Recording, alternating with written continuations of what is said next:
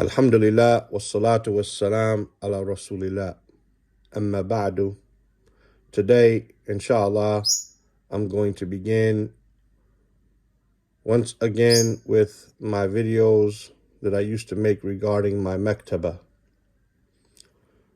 Since my channel was deleted some time ago, my old channel, Learn Arabic Through Reading, where I was uploading my videos, I don't necessarily know where to start, as I have a large library, and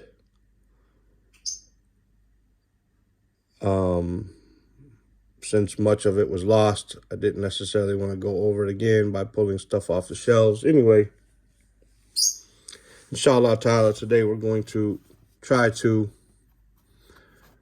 begin again.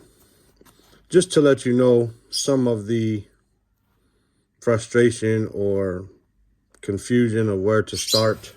So for example, when my channel was deleted somewhere, maybe February or March, something like that, I don't remember exactly. Since then, I have acquired the books on those shelves. Plus, there's a few more inside that one hiding there. Plus, I have about that much more in my bedroom. And I have these that I've picked up in the last month that are just stacked on the floor here and on this table. And there's some behind this stack, right? And I have a box over there with my shamal on top of it with Majmu' Fatawa ibn Taymiyyah. And it just becomes so much, so quick due to me doing some traveling. I traveled to Bahrain and went to the Awqaf there and picked up a few books from there, and from one of the brothers there, a few books. And then I also went to Qatar and picked up books, and we got books from Kuwaiti Awqaf. And we went, when we were in Riyadh, we went to Sheikh Uthaymeen's Muassasa, and I got his library, and I got the books. I got some books from the Islamic University of Muhammad ibn Saud, and as you can see, just stacks and stacks of books there, on this wall, that wall, plus about another wall like it, plus these books that were over there. So it's just a little overwhelming where to start, what to do. And it all needs to be done and categorized and put in its proper place. We also had Doras. I traveled in the summer. I got a bunch of English books, which are in another room. And I didn't know where to start. Anyway, I went to the bookstore the other day and I picked up these 6 books, as well as these 4. But we'll talk about those in a minute since they're a little bit separate, inshallah. The first book we have here is كيف تقرأ منهجية علمية لتنمية ملكة القراءة. This book is about how to read. How to read. It tells you how to read for, say, retention, how to read for tests, how to read quicker, how to speed read, how to all of that, right? It's all about how to improve your reading. So, may sound a little boring, but in actuality, if you want to be able to read all of these books that we have here, you have to develop a pattern. One of the books I got during this period where I haven't made videos is a program on how to learn how to speed read. If you've ever been to a hadith sitting where they read hadith for the isnad, they read very, very fast. And people wonder, how do they get that fast? Well, they train. Some of them may actually take a program, and some of them may actually just from constant reading. Anyway, it's a program on how to read fast. This is a program on as well how to read and the different types of reading and how to develop a love for reading and an ability to read much and increase the amount of reading that one does. If we look at the table of contents real quick. And ما تقرأ وإشكالها المختلفة, types of reading, different things a person can do, levels of reading, and as we said, it's this type of book. What type of learner are you, right? And so on and so forth, to how to be a better reader. This next book, let me go through this real quick. This is 152 pages, as we can see, paperback, written by القسم العلمي بمركز التبصير. Doesn't say necessarily who it's by, just by this Markaz Tebsir. It's like a cheap paperback book, but alhamdulillah, it fulfills its purpose. The next book we have is called النوم, sleep. حقيقته, its reality. غرائبه, some strange things related to it. أحوال الناس فيه, and the people, the conditions of the people, or the categories of people when it comes to sleeping. Written by Dr. Muhammad ibn Ibrahim الحمد. This short book, as we will see, is less than 90 pages, 88 pages, and this table of contents is earlier, and these are, and the table of contents actually ends at page 80, and the book ends at page 77, and from 81 it goes through other works written by Muhammad ibn Ibrahim al-Hamid, and it shows here that he has a lot of books, 133 books. Are 129 so far printed, and these 4 are coming, inshallah ta'ala. Tayyib. What is this book? Has an introduction, and then the importance of talking about sleep, what books have been written about sleep in the past, then goes on to discuss what is sleep, basically, and that sleep is an evidence for weakness, and that it is an ayat, it is a sign and a blessing, and what is the prophetic guidance in sleeping when it comes to sleeping, sleep in Arabic literature, and then insomnia and being restless and unable to sleep, and what is a cure or a fix for that. Then النوم القهري, or a compulsive sleep. Then what about a person who sleepwalks or sleep talks? What is the ruling on this?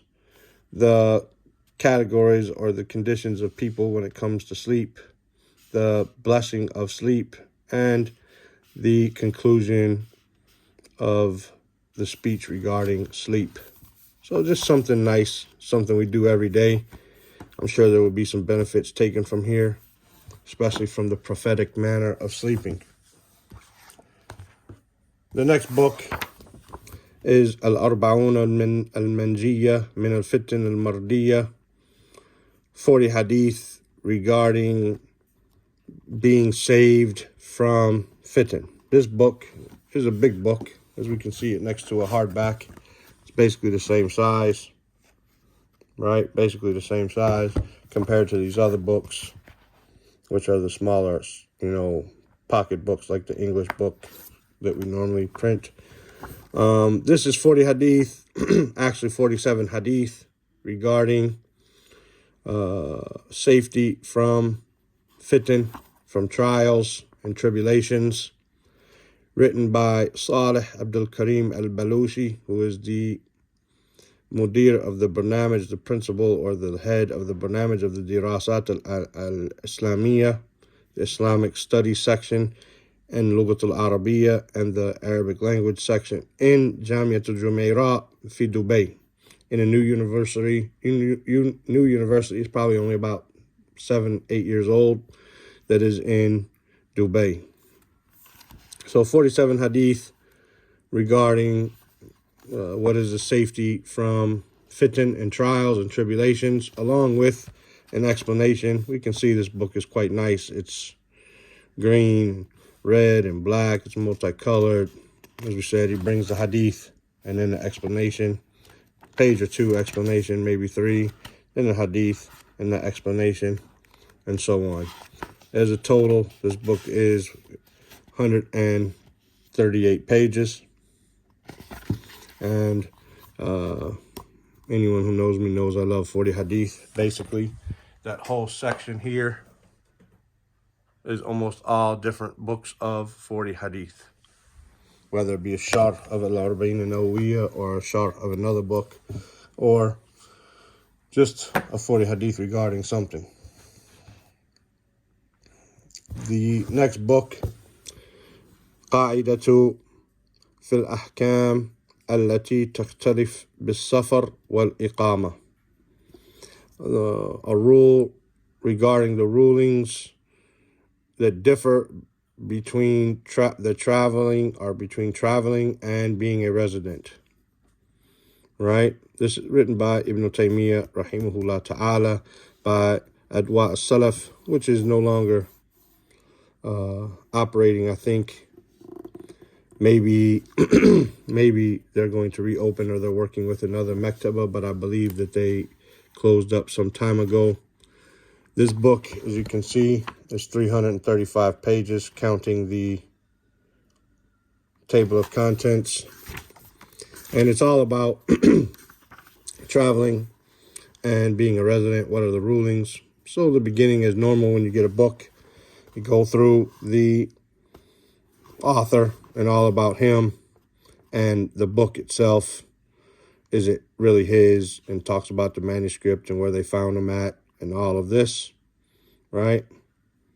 So that, they didn't always print books, so they had to find them handwritten in a library somewhere and then type them up and check them and make sure and verify them that, this is actually from the author and so on. And so this is what the first 50 pages roughly is about. And then it comes to the muqaddimah of the Musannaf, the author Ibn Taymiyyah, what is his introduction.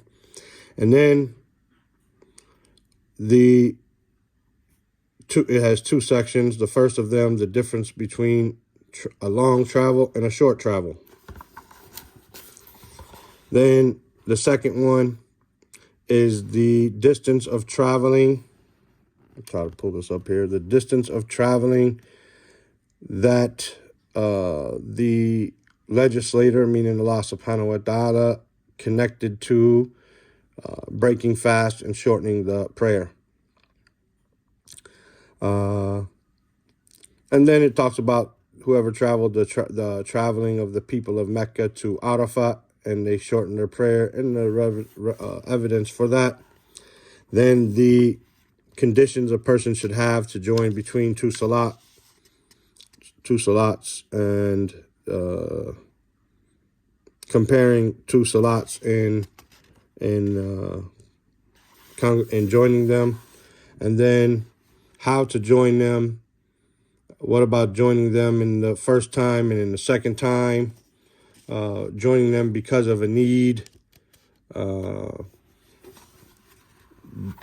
Sahaba joining two prayers because they were traveling, or joining two prayers in Medina because of rain or other than that. And the narrations that have come from the Sahaba about joining two prayers because of rain. And then the end of the speech regarding shortening the prayers, and the reason that Uthman radiallahu anhu completed or made the full prayer when he made at Mina, when he made Hajj.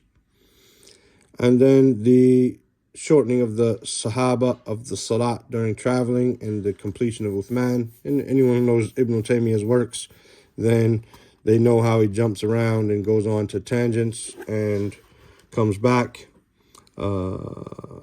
The difference or the arguments or the disagreement among the fuqaha of the arba, the four imams, regarding traveling, and the differences of the fuqaha regarding the type of traveling.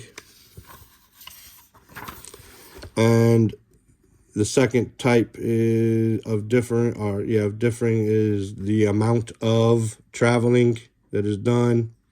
And then rules that are related to being a resident.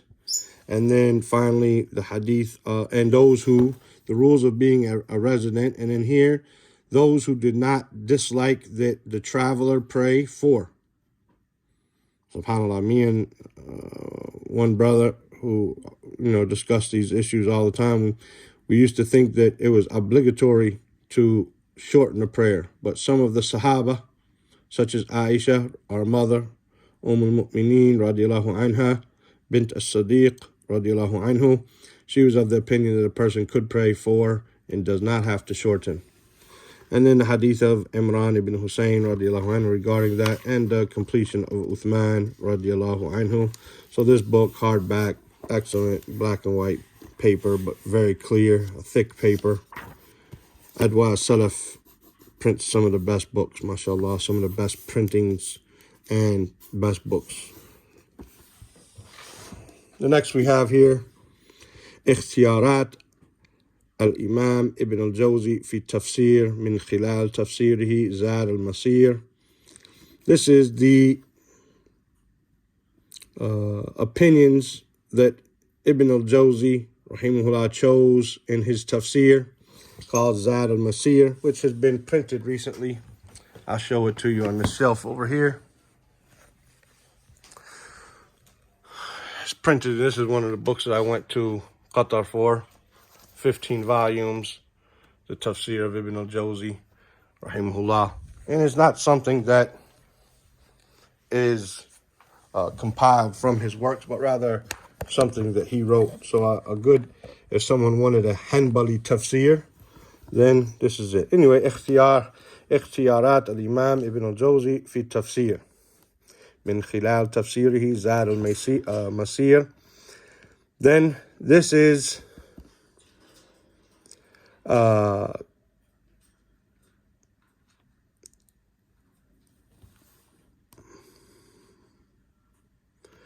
compiled by, subhanallah, as I look at it now, Sumiyya bint Abdurrahman ibn Abdulaziz as-Sudais, subhanallah, who, right, and the one who wrote the introduction for it is her father, Abdurrahman ibn Abdulaziz as-Sudais, who is the leader of the Islamic affairs for Masjid al-Haram and Masjid al-Nabawi and the Khatib in Masjid al-Haram. We know who Sheikh Sudais is.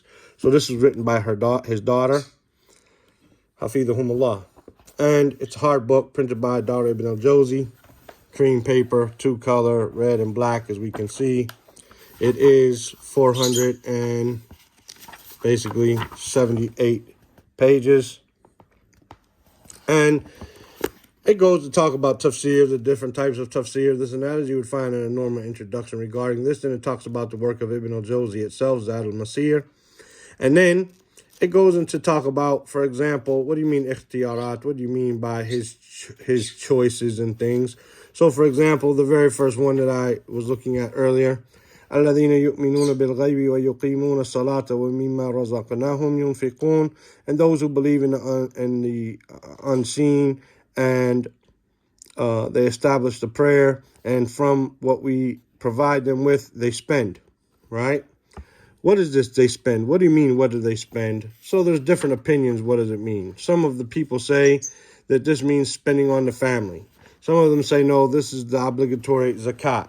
Some of them say, no, this is voluntary sadaqah. And some of them say that it of an opinion which is for sure, if it is to be established, then it has been abrogated. And that is that it was regarding the money that a person had before zakat was made obligatory and they had to give. And they say that they used to have to give whatever them and their families didn't need, they used to have to give it away.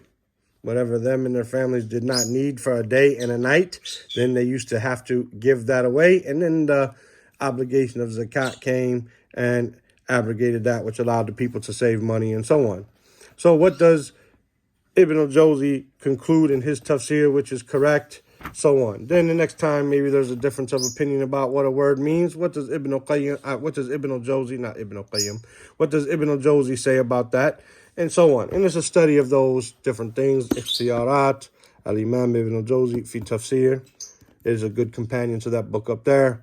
It'll help you study when you maybe see what he says inside of Zad al-Masir. It'll help you go and see, well, who else said something different than that? I thought I heard Ibn Taymiyyah said this, or I read Ibn Abbas said that. Well, this book will assist you in that. Then the last book here,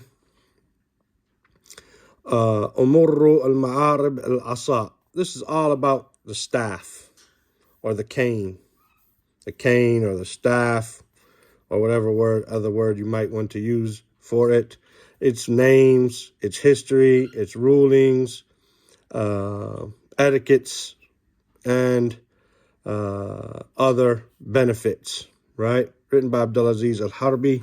It's a small book, cream color paper, red and black, a little bit decorative, right? We can see that it ends on page 112.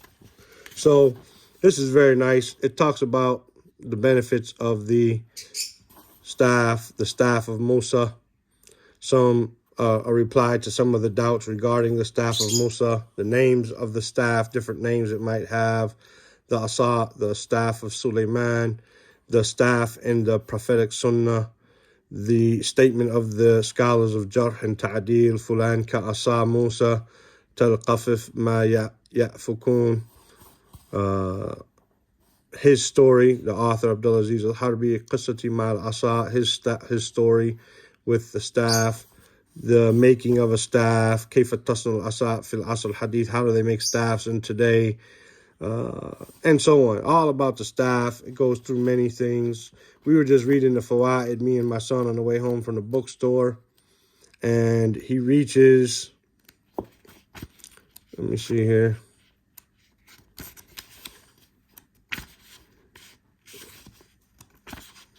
He reaches 82 fa'idas, 82 fawaid, right? 82 fa'idas here for the staff. Getting things out of your way, carrying bags, like putting it on your back, kind of like what you might call a traveler, a hobo. We used to call them when we were young, I guess. You put a bag tied to your stick on your shoulder, moving things around. Many different things that are mentioned in here. It was very nice. Something interested me, so I picked it up. So that's what I got. And you can see books are getting expensive. This small book, what used to be maybe $3.50 is now $7. Paper has become very expensive, they say. These 6 books total were $40. I don't know each individual price, but they were $40 for these 6 books. Then I got these 4 books, as I showed you earlier. Actually, I got 4 sets of 4 books because they were given for free outside of the library in a box, outside the bookstore, the Mektaba. And so I picked up one for me, one for the masjid, and one for 2 of my friends. Mukhtasar al-Kalam, Fima li Sujud al-Sahu min Ahkam. So this is regarding the concise speech, summarized speech regarding Sajdat al-Sahu, right? Prayer for forgetfulness, or the Sajda for forgetfulness in Salat, written by Sheikh Furayh ibn Salih al-Bahlal. I cannot find a biography of him, but I have a 4-volume work on separate little treatises like this by him. It's a collection of his works. And whenever Bin Baz, rahimahullah, spoke about him, he called him Al-Allama. That's all I know. But I cannot find anything else about him. Bin Baz called him Al-Allama. And this is, like we said, a small book, 50 pages, counting the table of contents. Main book is 45 pages. Right? All about Sajdat al-Sahu.